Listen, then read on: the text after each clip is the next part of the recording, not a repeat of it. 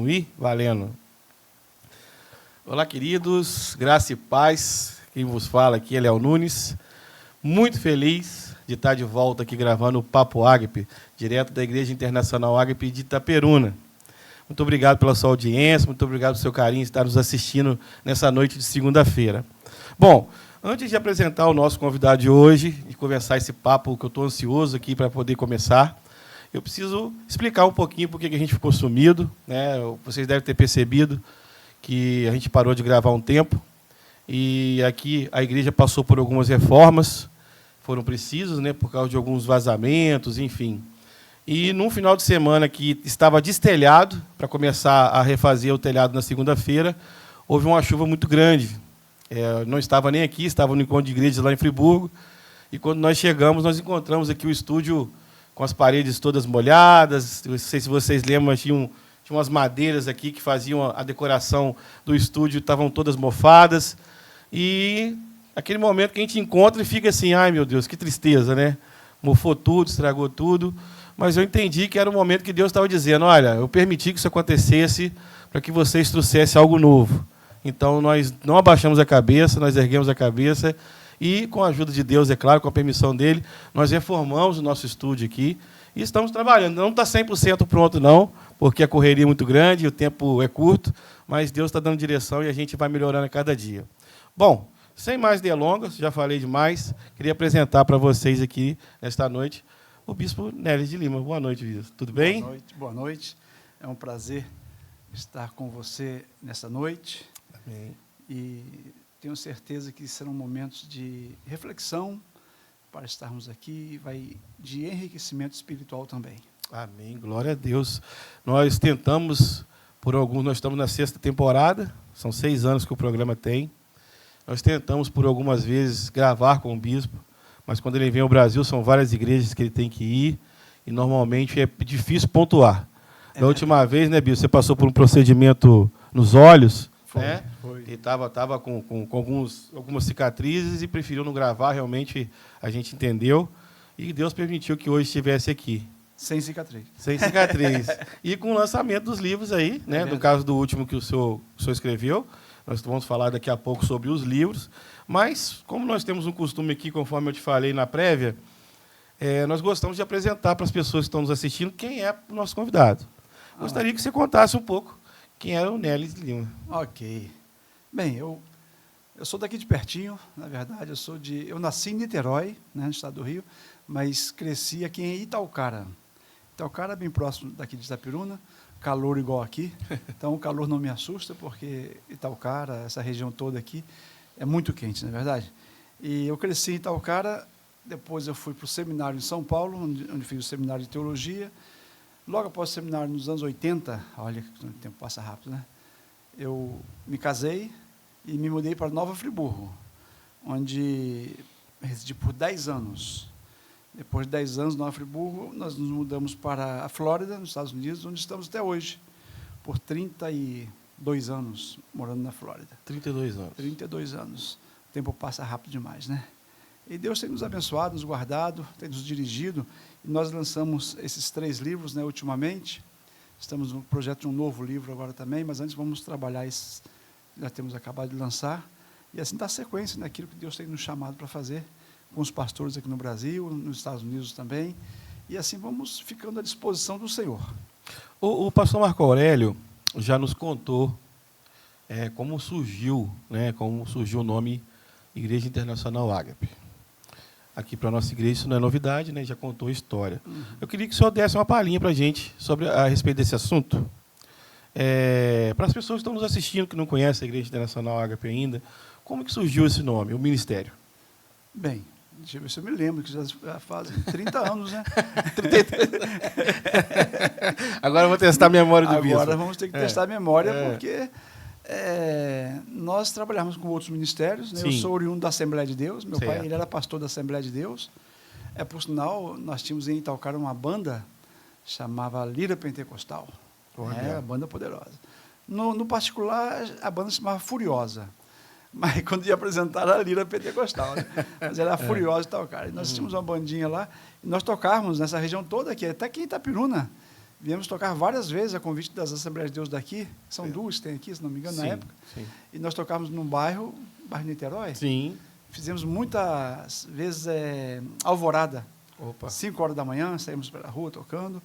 E tocávamos em conferências de jovens, quando tinha congressos, né? Antigamente chamava-se congressos de Sim. jovens. Então, a banda de Itaocara era sempre convidada para toda essa região, desde Itaocara até Itapiruna, Monte Alegre, Pirapitinga. Tocávamos toda essa região aqui. E depois, quando eu saí, eu fiquei 10 anos como presbítero na Assembleia de Deus, aí nos filiamos ao outro ministério, o Ministério Ceifa, com o qual nós fomos para os Estados Unidos, fiquei 3 anos, né, com o Ministério Ceifa lá. Depois, por Deus nos dirigir para um outro tipo de trabalho, né, com mais liberdade, com mais uma dinâmica diferente, nós então começamos a Igreja Ágape.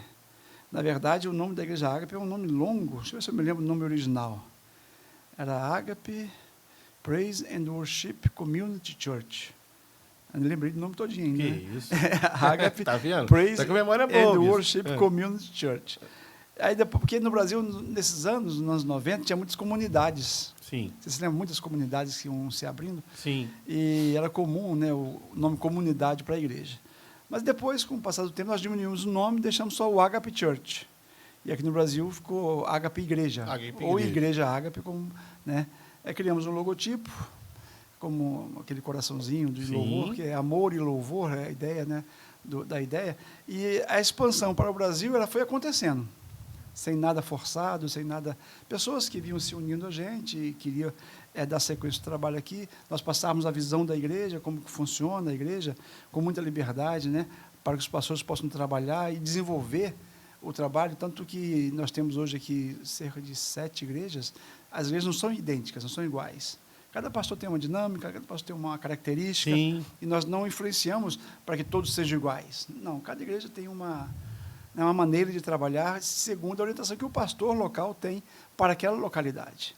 Isso aí nos dá essa liberdade, né, de trabalho, e os pastores ficam felizes com isso. Sim. Temos uma cobertura espiritual, um ao outro ajudou, e assim surgiu o ministério. Estamos há 30 anos, né?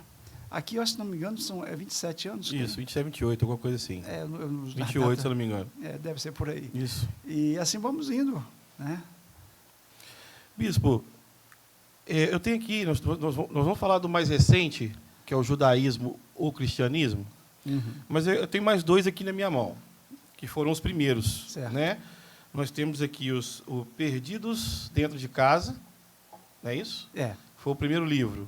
Correto. Fala um pouquinho desse livro, só para a gente... Esse livro, ele, na verdade, eu escrevi ele há uns 5 anos atrás, antes de eu concluir a faculdade de psicologia. Certo. Depois que eu concluí a faculdade de psicologia, eu vi que faltavam alguns detalhes nele. Então, eu estou reeditando ele agora, né, fazendo um upgrade nele, para que ele possa ficar mais completo. Mas é um livro muito bom, porque eu focalizo a ideia do filho pródigo, aquela história do filho pródigo, mas eu não focalizo na história do filho que saiu, e sim no filho que ficou.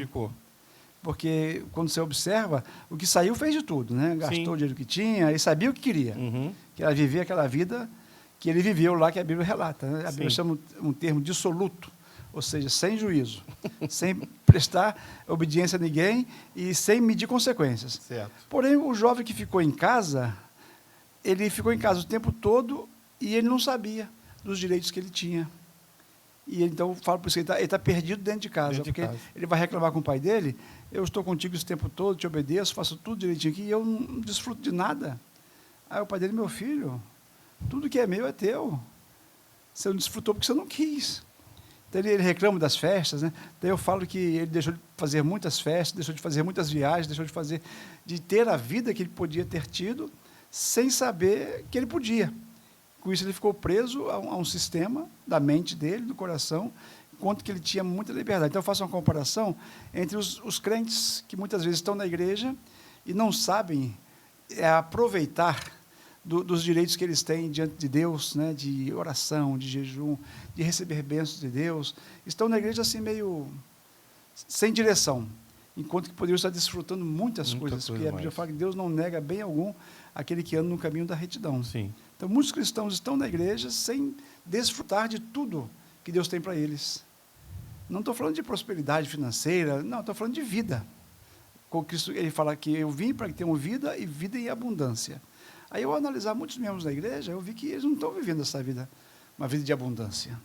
Pelo contrário, estão reprimidos, estão tristes, estão depressivos, enquanto que podiam estar livres de tudo isso.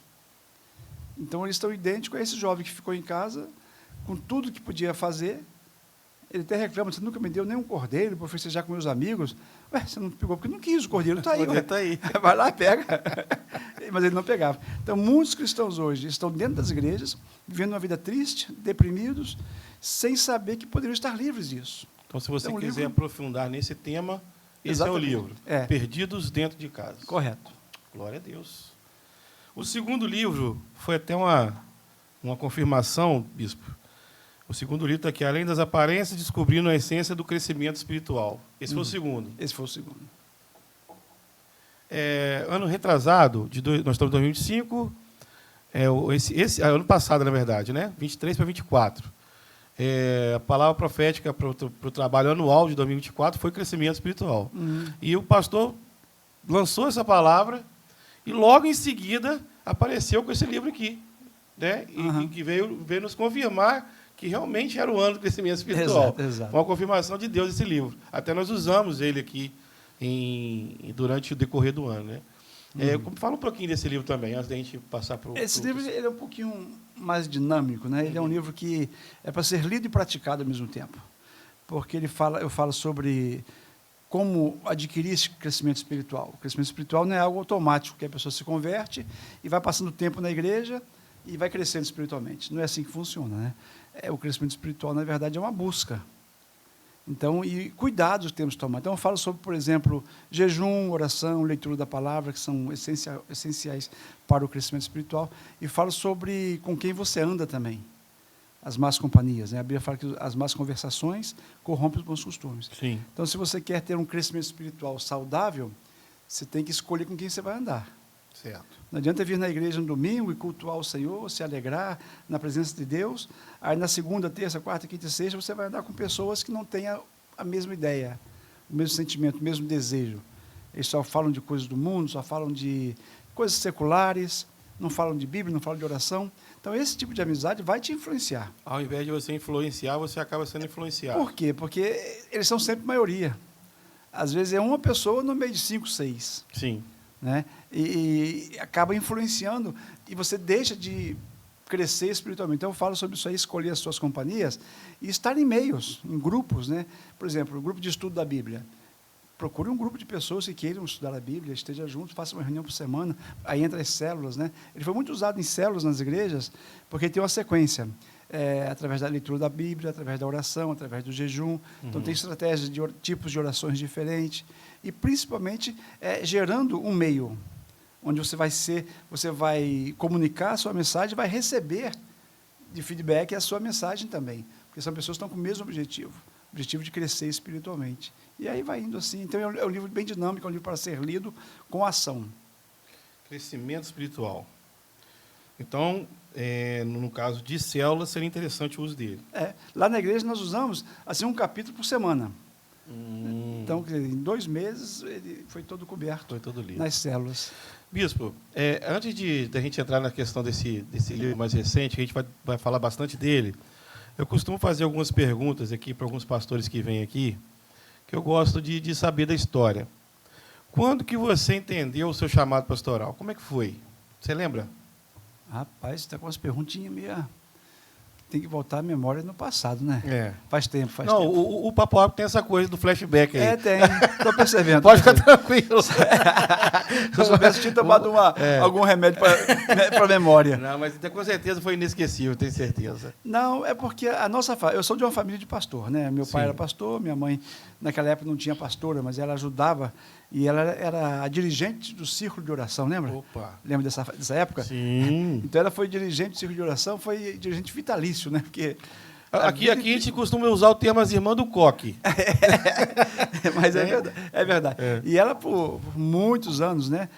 Eu acho que ela foi dirigente vitalícia, porque eu acho que nunca tinha outra, só era sempre ela. Ela. Então, quando ela teve força e meu pai era vivo, ela dirigia o círculo de oração, meu pai pastoreava. E sempre que ele saía para visitar as igrejas, as congregações que ficavam no interior, no interior de Itaucara, o negócio ela ia Olha. junto, então eles passavam uma semana fora, andando, viajando. Naquela época não tinha carro, eles iam a pé. E andar a pé 10, 15, 20 quilômetros não é brincadeira. Então, Sim. eles levavam uma semana visitando as congregações. E, então, eu cresci nesse ambiente. Certo. Nossa casa, meu pai construiu a igreja e a casa era atrás da igreja. Uhum. Então, eu cresci dentro da igreja, né? Praticamente. Tocando na banda, então, estava sempre ali. Mas aí, com o tempo, você vai vendo as coisas no mundo, vai olhando por cima do muro, né? E acaba fazendo aquilo que não deve fazer. E Certo. você acaba se afastando um pouco da igreja. Mas eu me lembro que, antes, quando nós éramos pequenos, eu me lembro disso direitinho, que nós cremos em profecias, né? A Assembleia de Deus sempre tem profecias. Sim. E nós ainda continuamos crendo. Sim. Teve uma profecia para a nossa família, que nós seríamos uma família de sacerdotes, de pastores. Eu tinha mais ou menos, sei lá, 8 para 10 anos. Olha. Então, nós seríamos uma família de sacerdotes, de pastores. Hoje, 50 anos depois, vamos dizer assim, Uhum. nós somos 5 irmãos hoje, tem 3 pastores, ele era o tesoureiro da igreja, né? E o outro não exerce função nenhuma. Mas você vê, de 6, uma já é falecida, de 5 vivos hoje, 3 são pastores. Olha. Então é um cumprimento daquela profecia. Sim. Né? Então nós sempre tínhamos em mente, um dia nós vamos ainda, não sabíamos como, porque principalmente na minha vida, quando eu fui para o seminário com 18 anos, Uhum. quando eu tinha 17, meu pai faleceu. E ele tinha um desejo de que eu substituísse ele na igreja. Certo. É normal, o pastor, o pai, né, Sim. tem um filho que tem vocação, e eu já pregava nas congregações, já falava. Ele falou, então eu vou te mandar para o seminário, para você estudar. Quando você voltar, vamos continuar trabalhando na igreja. E ele tinha essa pretensão de, né, talvez mais tarde, alguns anos, eu substituísse Seu ele. sucessor.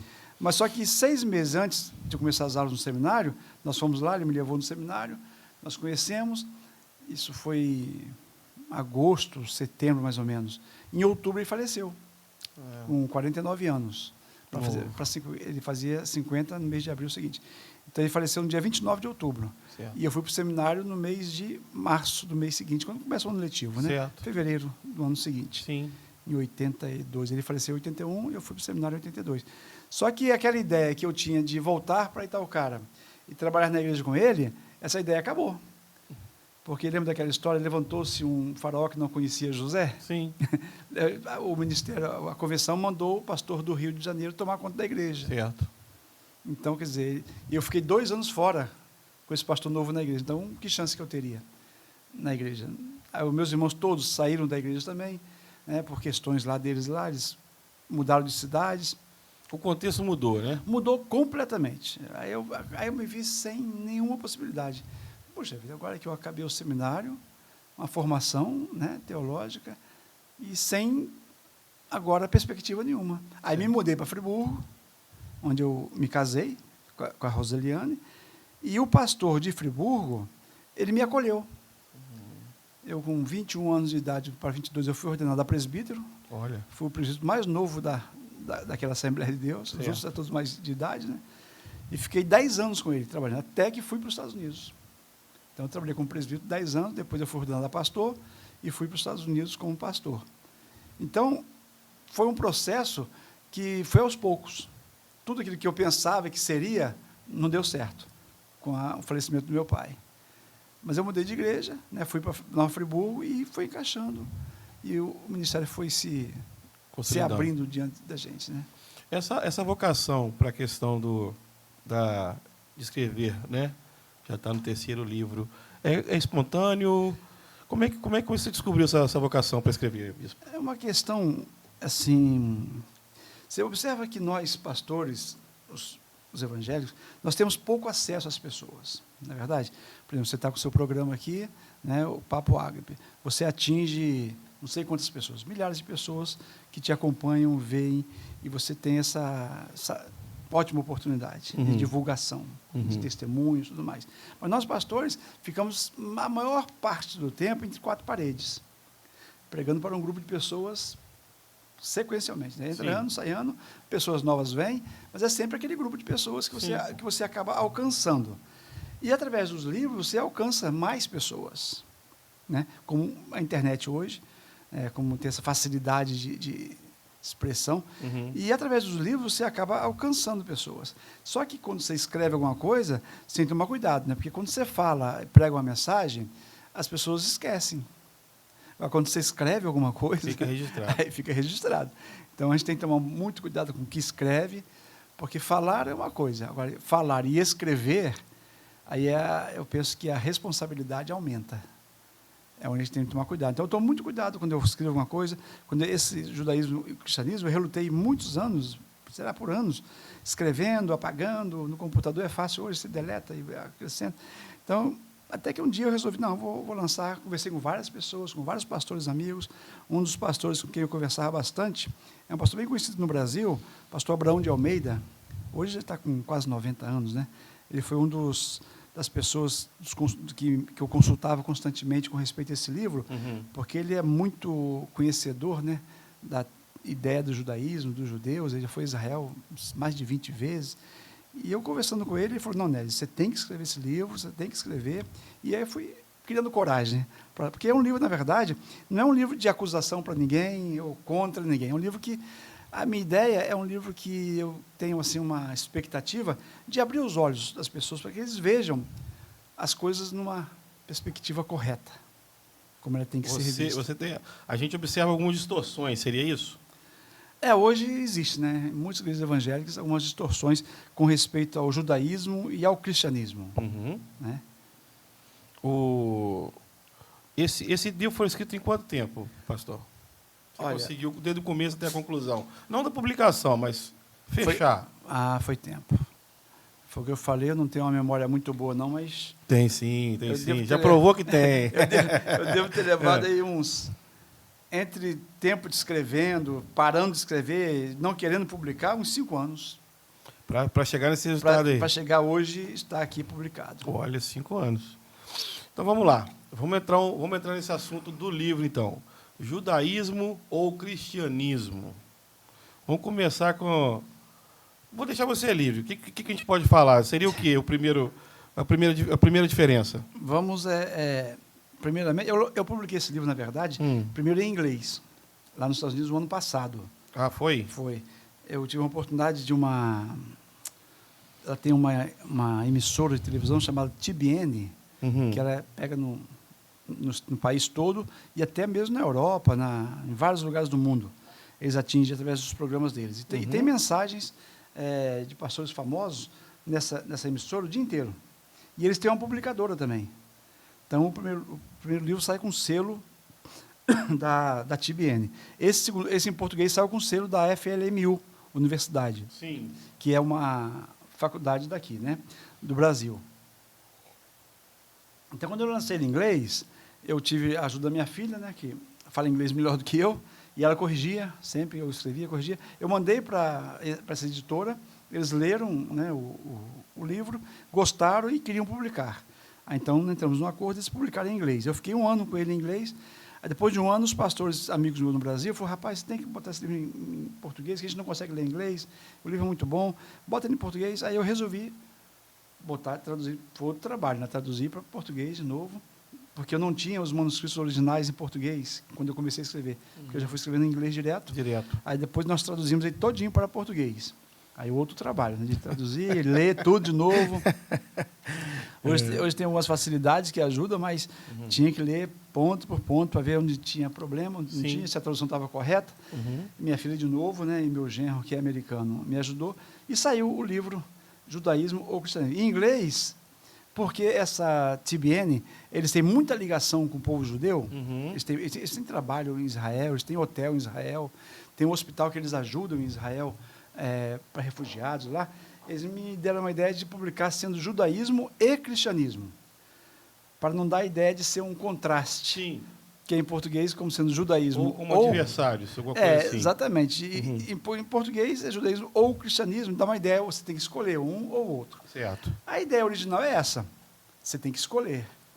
Ou você vai seguir a religião do judaísmo, ou você vai seguir a religião do cristianismo. Porque a gente vai ver durante o livro todo que há uma divergência muito grande, drástica, entre o judaísmo e o cristianismo. Então, eu falo um pouquinho da história do judaísmo, como é que surgiu o judaísmo, como é que ele passou a existir, desde os dias de Abraão, Uhum. vou contando toda a história, passo por Moisés. Aí, por exemplo, o judaísmo de hoje, 2025, não é o mesmo judaísmo de Moisés. As práticas são diferentes. Uhum. Né? A maneira de cultuar a Deus, a maneira de servir a Deus. Eu não sei aqui na região de vocês se tem muitos judeus, se tem muita sinagoga. Não. Mas na região que eu moro, por exemplo, na Flórida, cada esquina tem uma sinagoga. Opa, Porque 40% da população são judeus. olha, Né? Todos os Estados Unidos, Nova York, a Flórida. 40%. 40%, você imagina. Onde você vai, você encontra com Um judeu. Então, é muito comum você andar na rua, eles estarem com aquele chapéuzinho na cabeça que eles usam, o kippah, Kippah. né? Aquela, um gorrozinho que eles usam constantemente. Uhum. Uma roupa, embaixo da camiseta, uma roupa branca, tipo de um avental, com cheio de franjinhas embaixo, que é o talit, tefilit, está no livro aqui, Uhum. a gente vai ver depois. Tem umas franjinhas nessa roupa deles, não sei se você reparou, em fotos, alguma coisa, algum filme de judeu, Uhum. parece isso com essa roupa branca, e essas franjinhas têm 613 nós, que são as 613 leis dos judeus, entendeu? E eles, quando estão fazendo as orações deles, eles ficam segurando essas franjinhas, os nós, como se fosse um rosário, vai contando ali e vai repetindo as leis que eles conseguem se lembrar durante as orações dele. Então, o judaísmo que nós temos hoje é uma religião, né? Sobre o cristianismo, por exemplo, muitas pessoas não gostam de... Como é que eu vou falar? Eu não estou aprendendo inglês e esquecendo o português. Está ficando difícil, né? Muitas pessoas não... Lembrei da palavra. Muitas pessoas não gostam de caracterizar o cristianismo como religião. Certo. Não é assim, muito comum. Não, o cristianismo não é religião, o cristianismo é uma relação com Deus, é muito mais do que religião. Tem até hinos, música que fala isso. Sim. É muito mais do que religião. E é uma verdade. Mas, para algo, um ensino, uma doutrina, se tornar uma religião, eu falo até no livro aqui, ele tem que ter três coisas são importantíssimas para que ele possa ser caracterizado como uma religião. Ele tem que ter, por exemplo, antiguidade, tá? Tem que ter liturgia própria e tem que ter doutrina própria. Sim. Então, essas três características uma religião tem que ter. Antiguidade, liturgia própria, maneira de culto. Liturgia, maneira de culto. Como se cultua, né? E doutrina própria. Sim. Então, essas três coisas a gente vê claramente no judaísmo. O judaísmo tem antiguidade, sei lá, 3.500 anos de história, desde Abraão, 2.000 anos antes de Cristo, né? Moisés, 1.500 antes de Cristo, mais 2.000 até agora, 3.500 anos, mais ou menos. Então, nós vemos antiguidade no judaísmo e vemos antiguidade no cristianismo. Sim. 2.000 anos de história. Sim. Né? Quando Cristo determina que as portas do inferno não prevaleçam contra a minha igreja, ele está estabelecendo ali a igreja, estabelecendo ali uma nova doutrina. Então surge o cristianismo e o judaísmo com a mesma característica, a antiguidade. Liturgia própria. Aí que começam as divergências. O judaísmo tem uma liturgia própria. Eles têm uma maneira de cultuar a Deus. E a maneira como eles cultuam a Deus é a maneira como eles creem em Deus. E essa liturgia, entre os judeus, por exemplo, já houve muitas modificações. Muitas modificações. Por isso que eu falei, o judaísmo de hoje não é o mesmo de Moisés, não é o mesmo tempo de Jesus. Certo. Como é que se resolvia as questões no tempo de Moisés? Com sacrifício. Sim. Perdão de pecado. Teve um problema, traz um sacrifício, traz uma oferta, traz o dízimo. O cara foi pego lá em adultério, mata. Né? Não tinha escapatória. Para a mulher ou para o homem, tinha que morrer.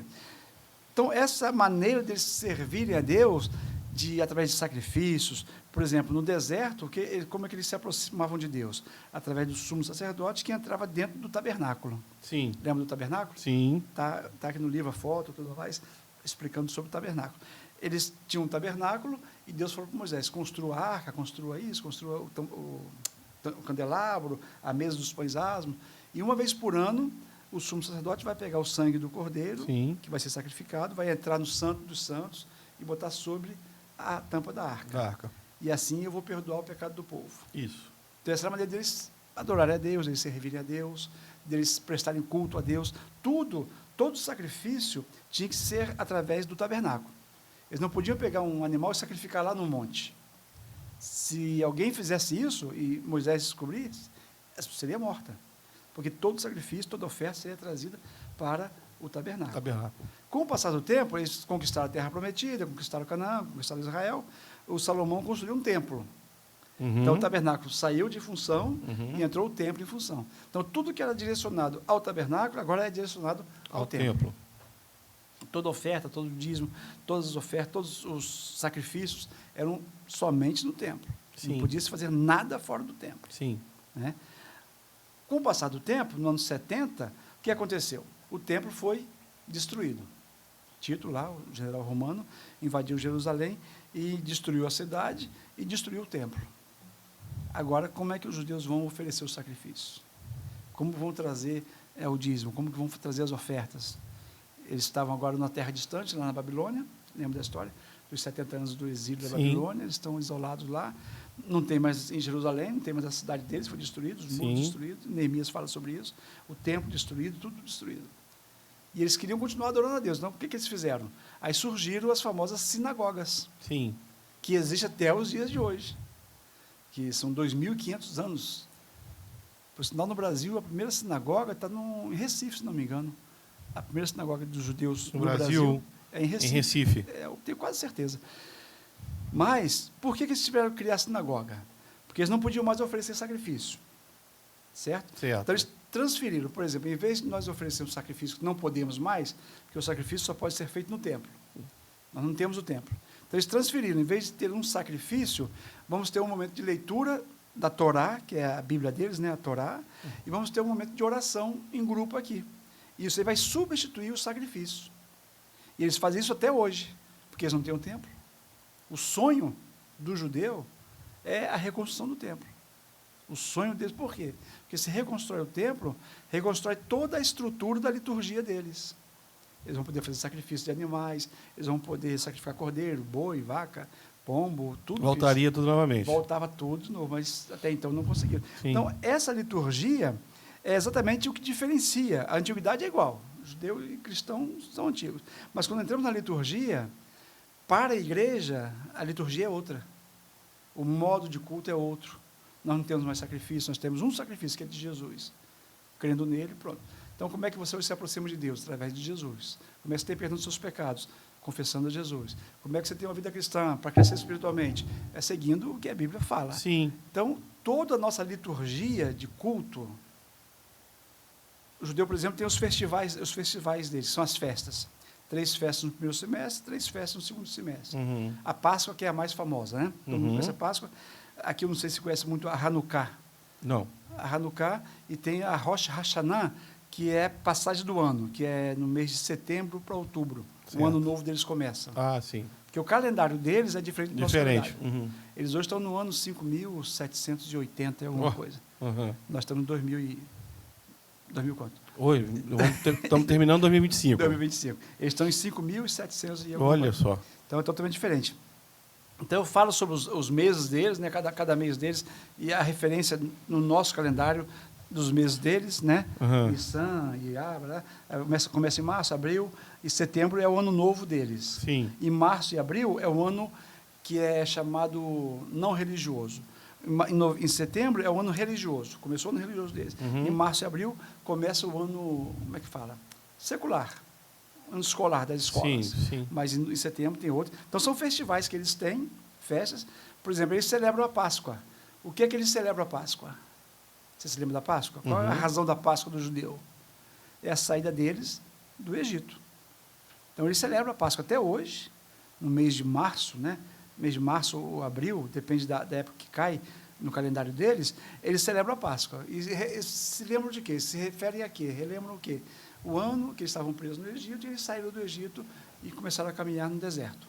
Essa aí é a celebração da Páscoa. A celebração da Páscoa. Aí, na época que tinha o templo, eles sacrificavam um cordeiro, comiam um cordeiro, né, frutas amargas e tudo mais. Hoje, eles celebram a Páscoa da mesma maneira, mas sem o sacrifício. Sem o sacrifício. Sem o cordeiro.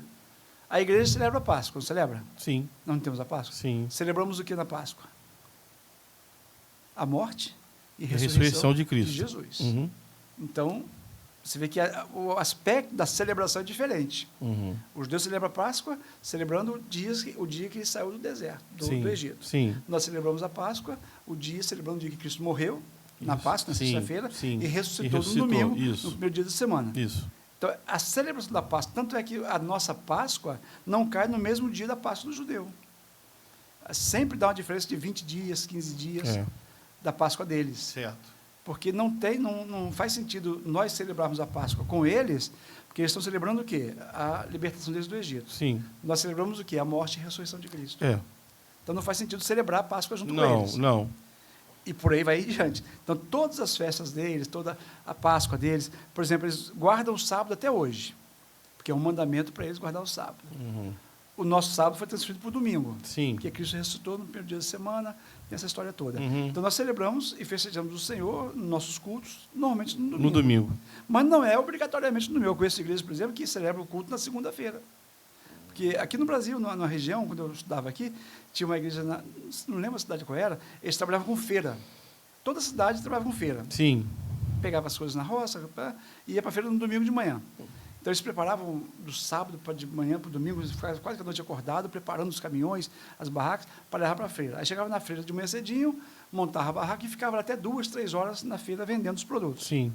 Para não perder, tinha que ficar o máximo possível. Sim. Aí esses irmãos, quando recolhiam tudo, e eles chegavam em casa no domingo, depois da feira, eles chegavam 6 horas da tarde, 7 horas da noite em casa. Moídos, né? Imagina você ficar o dia inteiro numa feira, e normalmente era a família toda trabalhar. Então, para ir no culto às 7 da noite, não tinha condição. Então, o que os pastores resolveram daquela região lá?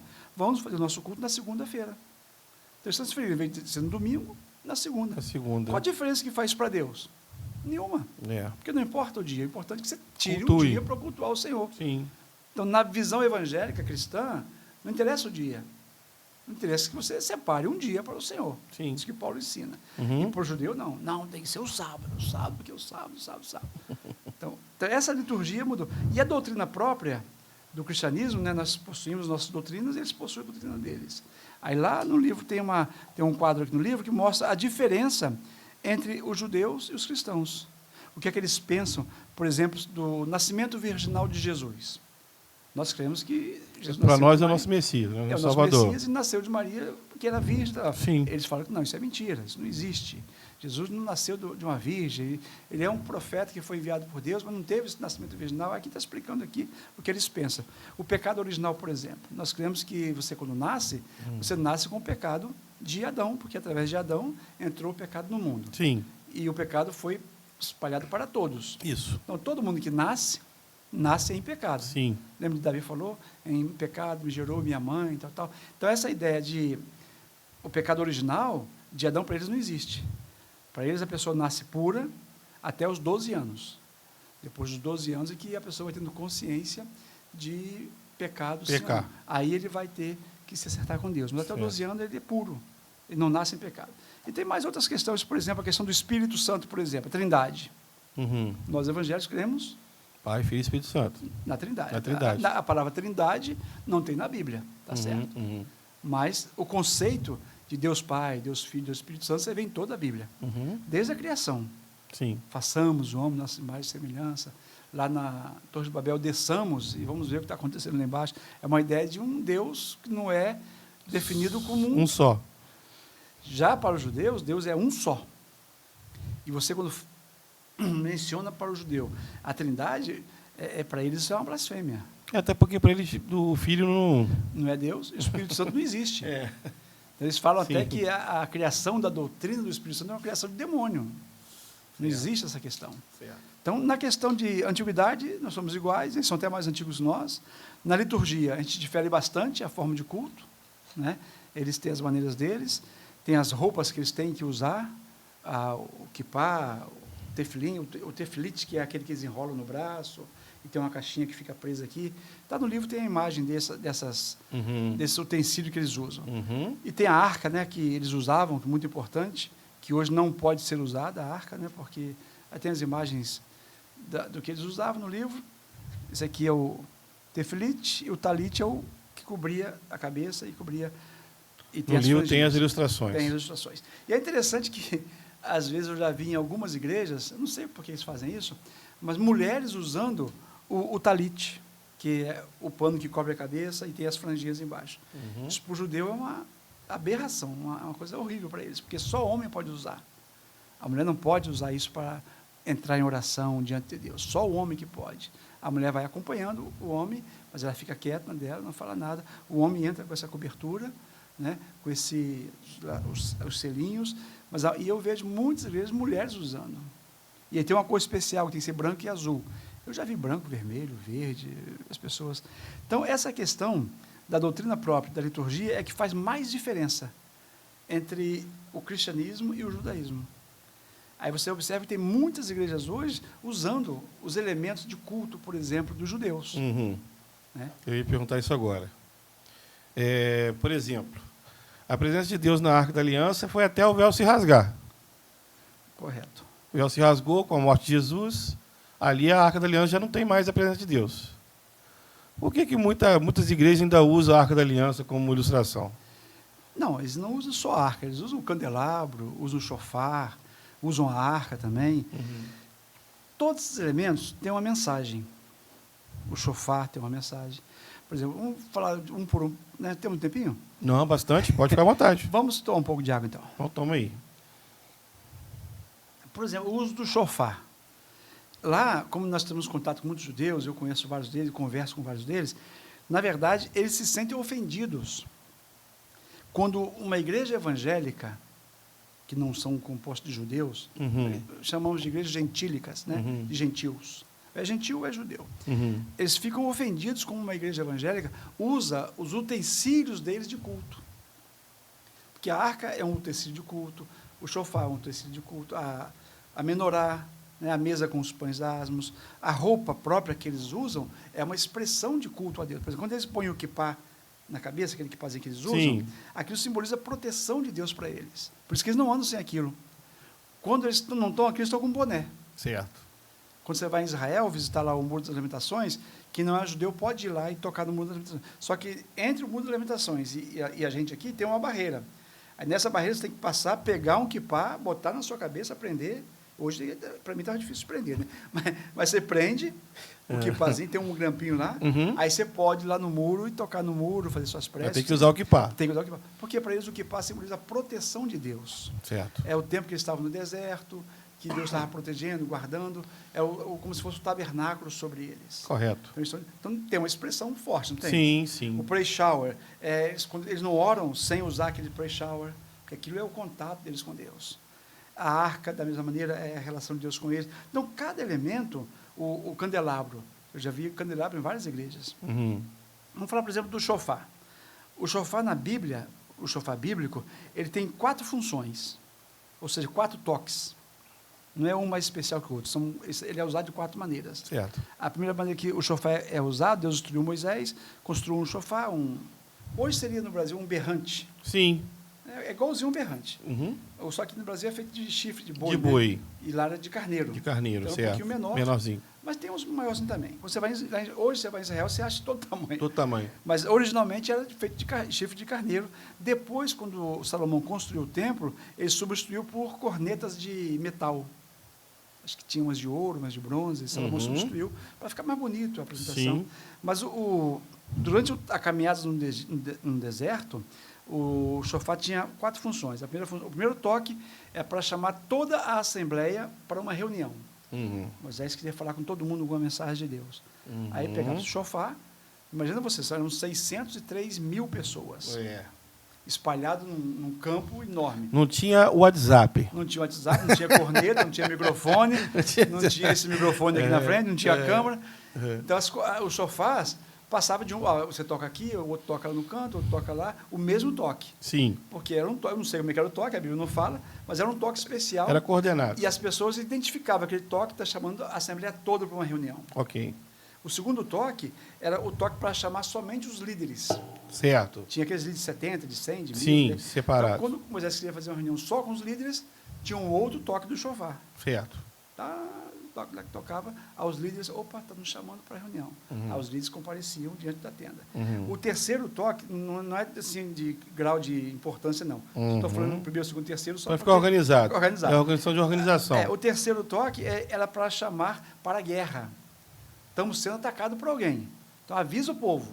Então, a corneta tocava, um toque especial, alarmante. Uhum. Opa, está tendo guerra, prepara.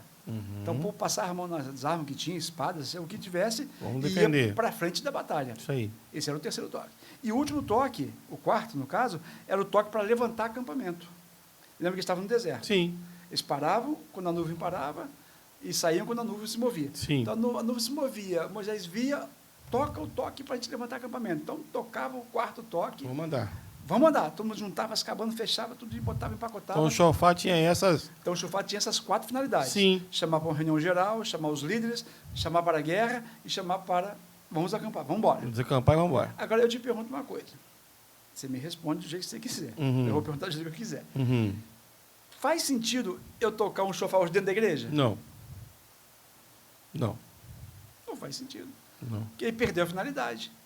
Aí, como eles pararam de caminhar no deserto, pararam de andar para cá, para lá, porque eles ficaram fixos no lugar, eles passaram a usar o chofar de uma maneira muito específica, que é a chamada Festa das Cornetas, que é na passagem do ano. Quando você vai ver no mês de setembro, outubro, não sei se passa no reportagem, lá passa direto. Está mudando o ano do judeu, é o Rosh Hashanah, que eles chamam. Quando vai mudar este ano, aí a corneta toca direto. Está alertando o povo que o ano está mudando. Sim. Então, isso aí eles mantêm até hoje essa tradição. Lá em Israel eles fazem e tocam, toque que quiser. Porque está virando o ano. Então, vamos começar um ano novo com alegria. Sim. Tocando. Aí eu pergunto, não faz sentido. Nós tocávamos hoje na igreja, e eu já vi, por exemplo, situações de algumas igrejas que tocavam o chofar para chamar o Espírito Santo. Vamos tocar o chofar agora, porque o Espírito Santo vai vir, está no nosso meio. Aí alguém ia lá para frente lá, pegava aquele berrante. A gente não pode falar berrante, não. A gente se sente ofendido. Desculpa. Pegava o chofar, ia para frente lá e a pessoa ficava emocionada lá embaixo, e uns começavam a gritar, outros começavam a pular. Não tem fundamento bíblico, descendo, não tem fundamento bíblico e nem os judeus não usam dessa forma. De jeito nenhum. E quando é que você precisa convidar o Espírito Santo para vir estar conosco? Ele já está em nós. Sim. Então, o Espírito Santo vai ocupar esse lugar. Ok, se eu estiver aqui, ele vai ocupar, porque eu estou, ele está em mim, está em você. Sim. Mas se nós não estivermos aqui, estiver vazio o lugar, ele vai ficar fazendo o que aqui? É verdade. Não faz sentido. Então, esses são os absurdos que acontecem.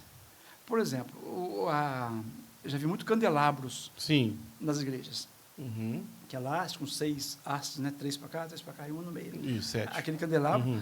Lá em Israel, hoje, tem um, bem no centro de uma praça, todo de ouro. Me parece que são 35 quilos de ouro puro. Olha. Mas ele fica dentro de um vidro, deve ser uma prova de bala e tudo lá. 35 quilos de ouro. E ele é um candelabro de quase 2 metros de altura. Certo. Muito lindo, bonito. Tem a foto aqui no livro. E ele fica exposto lá, porque na cabeça dos judeus, eles vão reconstruir o templo. Na mente deles, existe hoje em Israel uma organização chamada Terceiro Templo, a reconstrução do Terceiro Templo, que o primeiro foi de Salomão, o segundo foi do Herodes, né, no tempo de Jesus, Neemias e Herodes, e o terceiro vai ser reconstruído agora, porque não tem templo lá. No lugar do templo tem não é uma mesquita, tem aquela, não sei se você observou, aquela abóbada de ouro assim em cima. Sim. Aquilo ali não é uma mesquita, a mesquita fica um pouquinho mais para trás, separado. Ali é um monumento do islamismo. Eles não usam aquilo ali para fazer culto ali dentro deles, eles usam a sinagoga deles. O senhor crê que com essa reconstrução, caso reconstrua o templo, eles voltarão a fazer sacrifício? Lógico, o sonho deles é esse. Por exemplo, para iniciar o sacrifício, eles têm que sacrificar, são 7 ou 9, são 7 vacas vermelhas. Eles descobriram uma criação de vaca no Texas, nos Estados Unidos, alguns anos atrás, e levaram para Israel essas vacas vermelhas, e estão produzindo esse gado lá até hoje. E são vermelhinhas mesmo, lindas vacas, bonitas. Né? Você vê foto dela, vê filmagem dela. E essas vacas são para o sacrifício da inauguração do templo, que tem que ser 7 vacas vermelhas, que a lei lá fala isso. Não sei porquê, mas a lei fala assim.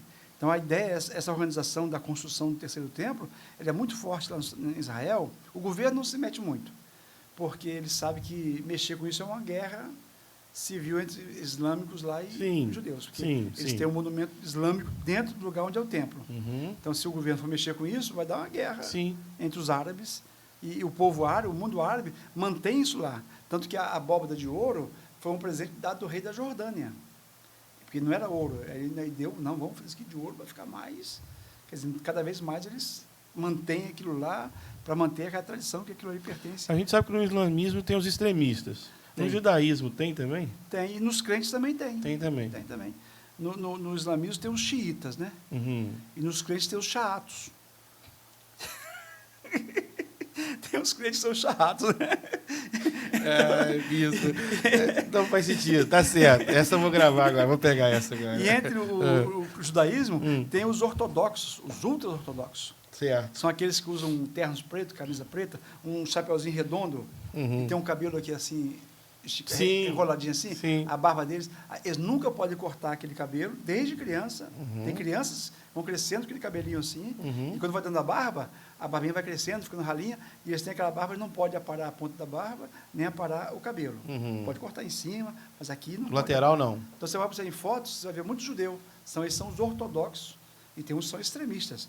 Há uns, não sei quantos anos atrás, um deles assassinou um muçulmano ali em cima da esplanada do templo. Que ele acha, não, nós temos que defender isso aqui, e foi lá e esfaqueou o muçulmano, deu um tumulto dele. Quase que a Terceira Guerra Mundial. Olha só. Né? Então, o governo não se mete muito nisso aí, mas tem Para não gerar esse conflito. mas tem uma organização entre esses ortodoxos para a reconstrução desse templo. Então, eles têm hoje um candelabro prontinho para ser usado, tem a mesa da propiciação dos pães, tem o altar de incenso, só não tem a arca. Por que eles não têm a arca? Isso que eu ia te perguntar. E a arca? E a arca? A arca sumiu, ninguém sabe quando, nem como. Uns acham que sumiu no tempo dos primeiros ataques do Egito, outros acham que a rainha de Sabá levou ela para a Etiópia, outros acham que ela sumiu, o rei da Babilônia pegou ela, lá 500 anos antes de Cristo. Ninguém sabe, que a Bíblia não fala. A Bíblia não menciona no Novo Testamento a arca, ela não aparece na arca. Tem lá o Santo dos Santos, mas não menciona a arca. E eu acredito que deve ter uma turma de arqueólogo doido para achar essa. O Indiana Jones procura até hoje. O Indiana Jones está procurando a arca está procurando a arca perdida. Tem uma turma de Indiana Jones e há um custo muito grande. De vez em quando ele fala, não, achamos a arca, mas na verdade, por que a arca, o que a Bíblia fala sobre a arca? Lá no livro de Ezequiel. A Bíblia fala o seguinte, que ela será destruída e nunca mais será reconstruída. É porque a presença de Deus já não encontra-se mais ali. Então, é uma profecia dentro do Antigo Testamento. Sim. Ela será destruída e nunca mais será reconstruída. Então, essa organização de judeus, eles reconstroem todos os utensílios. Tem lá chofar, tem candelabro, mas a arca não existe. A arca eles não fizeram igual. Porque eles não podem fazer, porque seria uma afronta ao texto bíblico. Sim. Então, essas réplicas que nós vemos aí nas igrejas, para eles é uma aberração. Gente, isso é uma blasfêmia que estão fazendo. Não pode fazer isso aí. Então, usar esses utensílios fora do culto judaico ofende eles. Vou dar um exemplo para você, por exemplo. Um exemplo claro. Você conhece brasões de família? Sim, eu tenho, da minha família Costa, tem um português. Tem um brasão lá. Tem. A minha família Buarque também tem um brasão também. Então, observa uma coisa. Aí você tem o seu brasão lá da família Costa, que a família Costa toda defende, esse é o nosso brasão, tem uma história por trás daquele brasão, quando foi criado, tem todos os detalhes ali, tal, a origem, plantação, o que fazia. Isso. Está tudo explantado ali. Igual os brasões das prefeituras tem, né? Quando é da pecuária, cidade, cana, aquele negócio todo. Aí, veja bem, você tem seu brasão lá, você tem o maior orgulho dele. Pô, família Costa, portuguesa, né? Isso. Desde quando chegaram aqui, tal. Aí eu vou lá na sua casa, poxa, que brasão bonito, rapaz. Onde você comprou isso aí? Ah, não, isso é coisa de família, isso aqui é nosso. Tá. Não, eu quero um também. Aí eu procuro alguém e me vende aquele brasão. Aí eu trago para minha casa e boto na minha casa, da família Buarque, o brasão. Certo. Aí eu te pergunto, faz sentido? Não. Claro que não. Porque aquilo tem significado para você. É, para a família Costa. Tem sentido para eles. Sim. Para mim não tem. Os utensílios de culto judaicos, para eles tem muito sentido. Para nós não. Estrela de Davi. Estrela de Davi nem existe na tradição judaica antiga. Esse aí foi criado, eu esqueci o ano que a estrela foi criada. No tempo de 2000 atrás, quando você vai em Israel hoje, tem assim alguns monumentos destruídos. Lá tem uma sinagoga em Cafarnaum, tem na escultura dos templos lá, das coisas, a estrela. Mas ninguém sabe ao certo se Davi usava realmente como símbolo dele. Ela está na bandeira de Israel, não é isso? A bandeira foi criada em 1945. Sim. Nossa época. Então, ninguém sabe se era usado aquela estrela. Aí tem a estrela de 6 pontas, a estrela de 5 pontas, uma do capeta, outra do capeta. Aí lá em Israel você vê, na história de Israel lá, uma estrela de 5 pontas e vê uma estrela de 6 pontas. Uhum. Então, qual que é errada? Não tem errada. Essa aqui do livro tem 6 pontas, né? 6 é 6. Uhum. Mas não tem explicação. Quando é que começou a ser usada? E nem se diz assim a estrela de Davi. Porque onde hoje é a escavação feita nas escavações do templo que era de Davi, não tem essa estrela. Nenhum arqueólogo achou nada referente Nada. a isso. A estrela que tem lá que eu mencionei é do 3º século depois de Cristo, Uhum. gravado numa pedra lá. Eu tenho fotografia dessa estrela que eu tirei. Tem de 5 pontas e de 6 pontas. Mas no tempo de Davi não tinha. Eles usavam outros símbolos, né, que simbolizavam Israel. Então, a estrela é um negócio novo, né? E as pessoas usam, faz de ouro, de prata para vender. Você falando que... Agora, só mais uma coisa sobre o detalhe do uso do utensílio, por exemplo. Sim. Vê se faz sentido eu usar na minha igreja um candelabro, por exemplo. O que o candelabro significa para mim? Nada. Para o judeu, lá tem a festa do Hanukkah, por exemplo. A festa do Hanukkah ela é feita 15 dias antes do Natal, mais ou menos. É Hanukkah ou festa das luzes. Então, toda casa de judeu que você passa nas ruas, ou tem no jardim um candelabro grande, hoje é de plástico, com luzinha, igual uma vela, com 6 luzinhas. Sim. Tem uns que são 9 luzes, outros são 6 ou 7. Eu não sei porque tem essa diferença, não. Mas tem todas as casas, na janela, eles botam um candelabro e à noite eles acendem a luz. Por que eles fazem isso? Porque eles celebram a festa das luzes. Foi uma guerra que teve entre os macabeus e os romanos, 168 a.C., quase 200 anos antes de Cristo, teve uma guerra lá do povo judeu contra os romanos, e o candelabro estava dentro do templo, e eles diziam o seguinte: o candelabro tem que ficar aceso, não pode apagar o candelabro, porque acendia todos os dias, todos os dias o sacerdote entrava, botava azeite, só que nesse dia eles não tinham azeite, o cerco poderia durar um mês, e eles não tinham como trazer mais azeite para manter o candelabro aceso. E a história conta, isso é a história judaica, né? Conta que eles colocaram o azeite que tinham e acenderam as luzes, e ela ficou acesa durante todo o tempo. 30 dias acesa, com o azeite que era para um dia. Certo. Então eles falam que eles tiveram a vitória na guerra, porque Deus estava presente através daquelas luzes, ficaram acesas, foi um milagre. Então a vitória foi um milagre também. Aí vem a famosa história do Hanukkah, ou da festa das luzes, e da rededicação do templo. Eles aí, lembra quando Cristo vai nessa reunião, nessa festa? Cristo participa de uma festa dessa, Sim. da rededicação do templo. Porque eles limparam o templo, estava cheio de coisa errada, limparam tudinho e começaram a fazer sacrifício a Deus de novo, direitinho. Aí, até hoje o judeu faz o que com essa festa? Eles acendem a luz, 7 dias de luz acesa dentro de casa, para celebrar essa festa. Aí pergunto eu novamente: faz sentido para eu botar um candelabro na minha casa ou na minha igreja? Não. Eu estou celebrando o quê? É. Se eles celebram essa guerra que teve. Eu não fiz parte dessa guerra, minha família não estava nessa guerra, eu não sei quem ganhou essa guerra, não sei quanto tempo que levou. É. Por que eu vou celebrar uma coisa aqui? Então, para eles, o acender do candelabro é algo muito significativo. Eu acredito, bispo, algumas igrejas trazem esse adorno para o altar, de alguma forma, para representar, para lembrar da figura da questão do tabernáculo. Mas é algo que já não faz mais, depois do Novo Testamento, isso já não faz mais parte. Né? Não, veja bem, eu achei a sua colocação muito boa. Eu faço uso dos utensílios, dos símbolos, quando estou expressando alguma coisa, explicando alguma coisa. Sim. Por exemplo, você vê em Jesus, quando Jesus veio, ele incorporou nele todos os utensílios do tabernáculo. Certo. Ele falou: eu sou a porta. Ninguém vê o Pai. Só tinha uma porta no tabernáculo. Só.